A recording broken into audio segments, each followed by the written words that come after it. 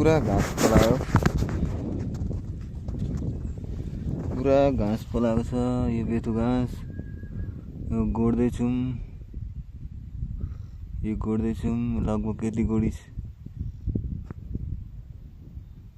गोडिसके,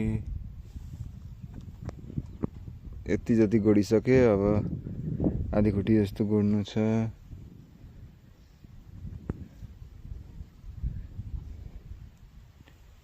खेतीबारी किसानको दिन,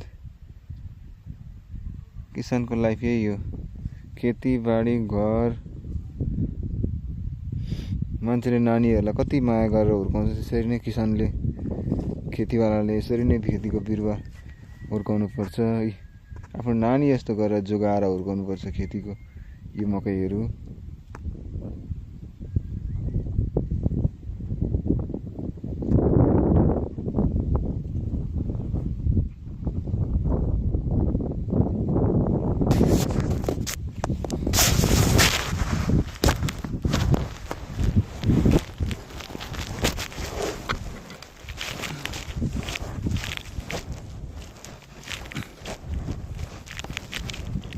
के गर्नु, जिन्दगी यस्तै हो। खेतीबारी, घर, गाई भन्दै जिन्दगी जाने रहेछ। मान्छेले सोच्दा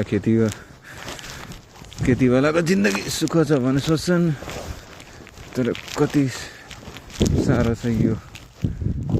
एउटा मकै फलाउनु, एउटा धानको गेडा फलाउनु, एउटा मकैको बोगा फलाउनु कति साह्रो पर्छ, कति मेहनत लाग्छ।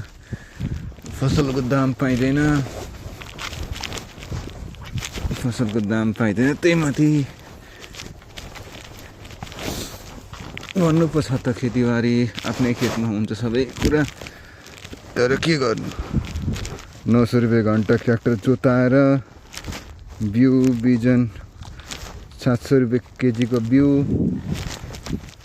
त्यसपछि घरकै गोबर सार हुन्छ, डिएपी, युरिया, किराको दबाई, आफ्नो मेहनत, त्यसपछि फेरि दुनियाँभरको किरा लगाउँछ। समयमा अलिकति 19-20 भइदियो भने फसल बिग्रिन्छ।